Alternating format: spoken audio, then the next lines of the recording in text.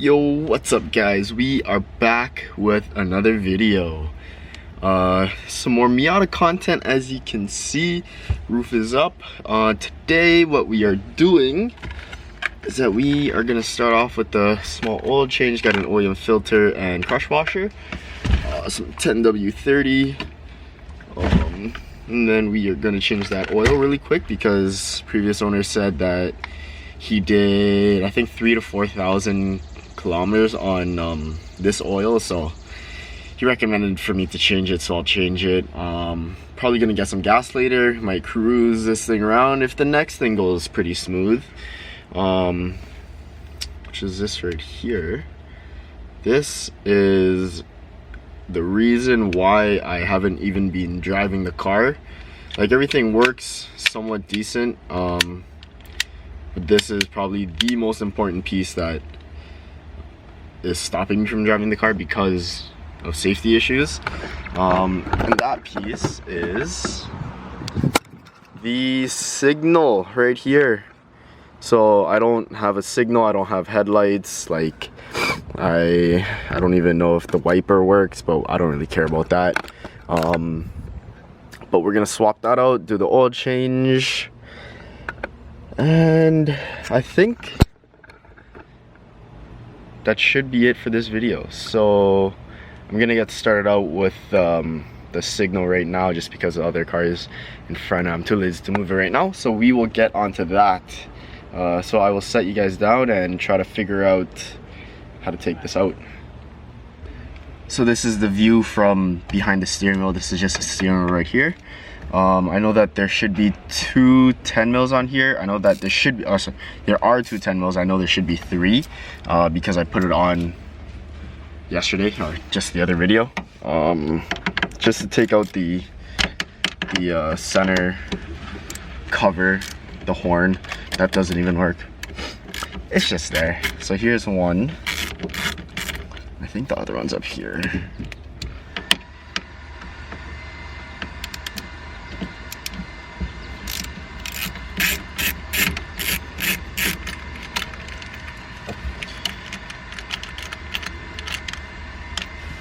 So these two are out.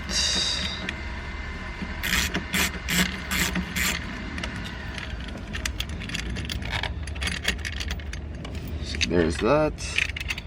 That's what I'm talking about. So to take that out, it's just the holes behind the steering wheel right here. There's three of them. Top, bottom, or top, not even top, bottom and two sides. Next is the steering wheel itself. I'm just gonna straighten out the steering wheel.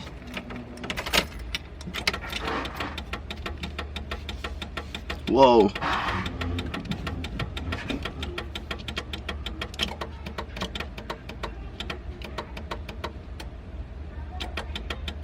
Say a word.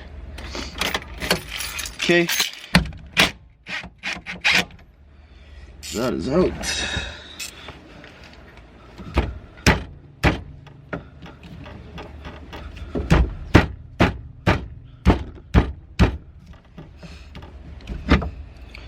So that is out.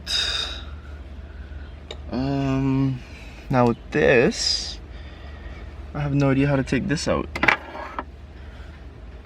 So I just got it somehow and I don't know how, and it sounded like I broke something. Long story short, I got it out.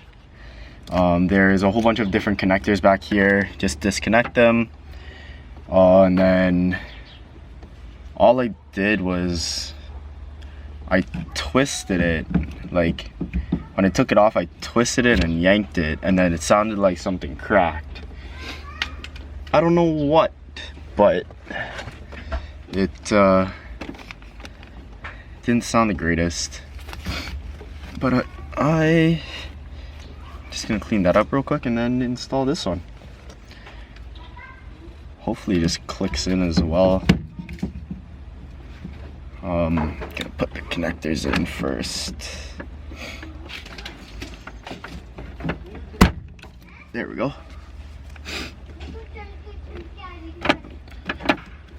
So I'm guessing you just gotta push.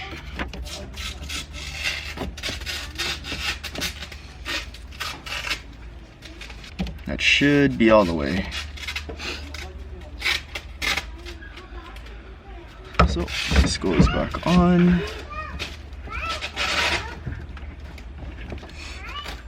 Nut goes back on.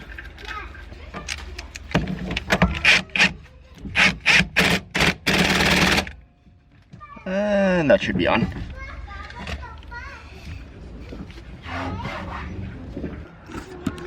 So it looks like everything is working from up here. But let's see. I know that it needs a relay, but whatever. Yep.